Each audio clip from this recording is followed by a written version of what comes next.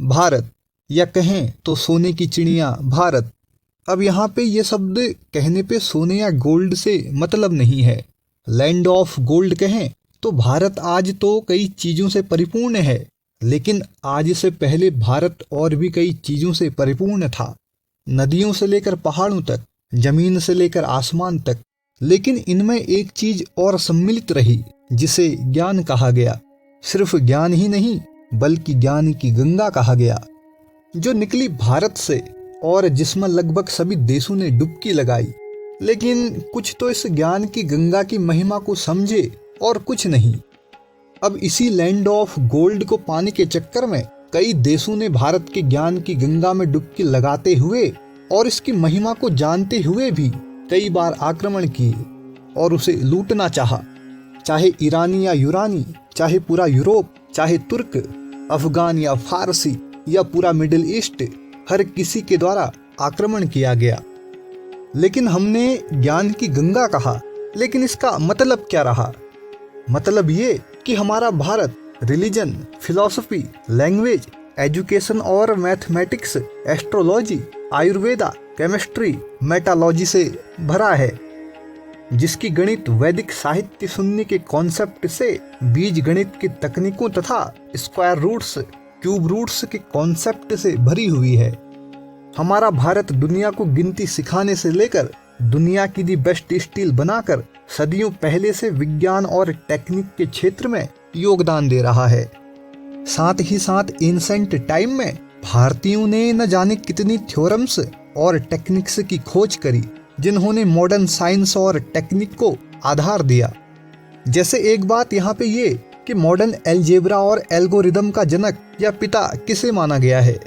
मोहम्मद इब्न मूसा अल ख्वारिज्मी को, जो 8वीं सेंचुरी में उज्बेकिस्तान और तुर्कमेनिस्तान रीजन में पैदा हुए। ऐसा ही आप देखेंगे कि जब बगदाद को मुस्लिम शासकों द्वारा ट्रेड और साइंटिफिक का एक केंद्र बनाया, तो उसी टाइम में एक बगदाद के शासक अल मुमून, जिन्होंने रिसर्च के लिए हाउस ऑफ विजडम की स्थापना करी, जहां अल ख्वारिज्मी गणित व विज्ञान की पढ़ाई करते थे और विदेशी ग्रंथों का अरेबिक ट्रांसलेशन किया करते थे। लेकिन देखा यह जाता है कि उनकी ज्यादातर किताबें भारतीय ब्रह्मगुप्त, भास्कर, आर्यभट्ट और गणित के अन्य महान व्यक्तियों द्वारा किए गए वर्क से रिलेटेड है। जैसे संस्कृत भाषा, जिसे अन्य भारतीय भाषाओं की जननी कहा गया है, क्योंकि सारी किताबों की छपाई संस्कृत में ही हुई है, चाहे खगोल विज्ञान हो या गणित। यहाँ यह देखने को मिलता है कि एक अरबी शासक अल मंसूर, जो इन किताबों को 7th सेंचुरी के आसपास मंगाता है, जहां से शुरुआत होती है संस्कृत के ग्रंथों का अरेबिक में ट्रांसलेट करना। अरेबिक, जिन्हें आप कह सकते हैं मुस्लिम्स। ऐसा करते करते इस्लाम का एक टाइम आया, जिसे इस्लामिक गोल्डन पीरियड कहा गया। कई सारी चीजें ऐसी थी जिनका विकास हुआ और चीजें बदलने लगी। ऐसा ही कुछ देखने को मिलता है क्रिश्चियंस में भी, जिन्होंने उन अरेबिक ट्रांसलेशन का अपनी भाषा में ट्रांसलेशन किया। 13वीं और 14वीं सेंचुरी में यूरोप में भी चीजें बदलने लगी, वहां भी विकास अग्रसर होने लगा, जिसे रेनेसा पीरियड कहा गया। इन सभी का पॉइंट कहाँ रहा? भारत का वैदिक साहित्य, ज्ञान विज्ञान, जिसे तभी ज्ञान की गंगा कहा गया। लेकिन एक बात सोचनी यह है कि जो ये विज्ञान या ज्ञान है, हमारा लिटरेचर है, ये पुराने समय में कहाँ पढ़ाया जाता था? इसकी नींव कैसे रखी गई? तो हमें दिखता है हमारे गुरु और उनके गुरुकुल, जहाँ से भारत आज इस स्थिति में है, जिसके बारे में आप अच्छी तरह जानते हैं।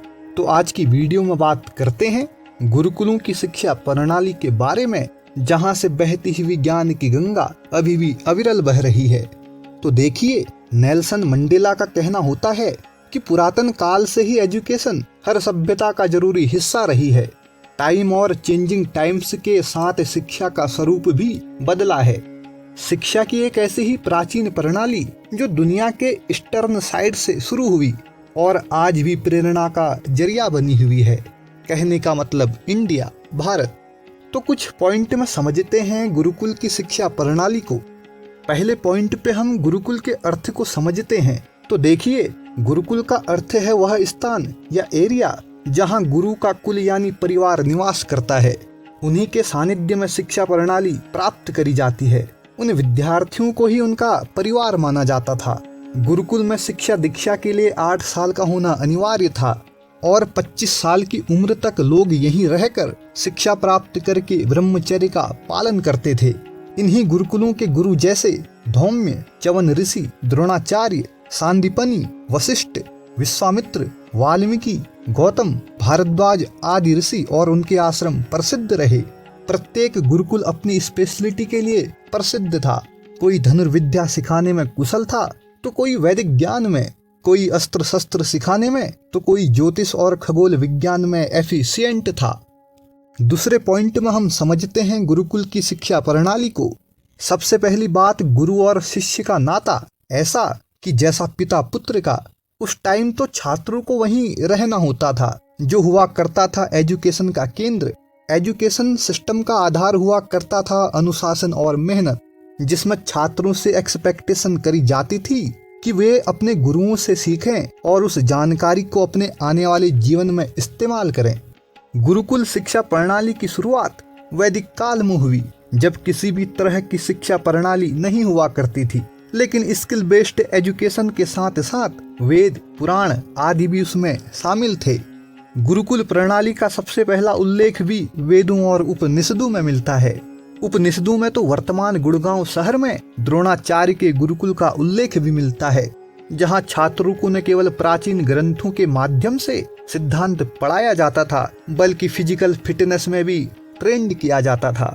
साथ ही साथ यह भी सिखाया जाता था कि दिन प्रतिदिन के जीवन का मैनेजमेंट कैसे किया जाए और डेली वर्क के साथ साथ सिंगिंग, डांसिंग, क्राफ्ट, स्पोर्ट्स और योगा जैसी एक्टिविटीज में भी शामिल किया जाता था, जिस कारण बच्चों का कॉम्प्रहेंसिव डेवलपमेंट होने लगा।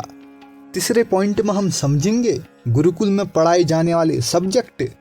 देखिए, पहली बात तो ये कि गुरुकुल में केवल वेदों और उपनिषदों को ही नहीं पढ़ाया जाता था, बल्कि ये जो एजुकेशन सिस्टम थी वह एक व्यापक और सर्वव्यापी थी, जिसमें विद्यार्थियों को नेचर के साथ कोएक्सिस्टेंस की शिक्षा दी जाती थी। साथ ही साथ मैथमेटिक्स और fundamentals of mathematics, science, astronomy, dialect और फर्स्ट एड के सब्जेक्ट पढ़ाए जाते थे। लेकिन क्या आपको आश्चर्य नहीं होता, वो ऐसा समय जहां न जाने इंफॉर्मेशन के क्या सोर्स रहे, जहां से शिक्षकों ने पढ़ाया और विद्यार्थियों ने सीखा। तो उस टाइम के सोर्स जैसे आर्यभट्ट और पतंजलि जैसे प्रसिद्ध विद्वानों के लेखन थे। गुरुओं का निहित ज्ञान और उनका अनुभव प्राचीन काल में सीखने का एक इम्पोर्टेंट सोर्स रहा। शिक्षा की इस प्रणाली का उद्देश्य ओवरऑल पर्सनैलिटी डेवलपमेंट और कैरेक्टर बिल्ड करना था, जिसमें छात्र शारीरिक और मानसिक भलाई के उद्देश्य से कार्य करते थे, जिसमें विद्यार्थियों को एक दूसरे के साथ समाज में रहना सिखाया जाता था, ताकि वह हर परिस्थिति में अपने आप को ढाल सकें।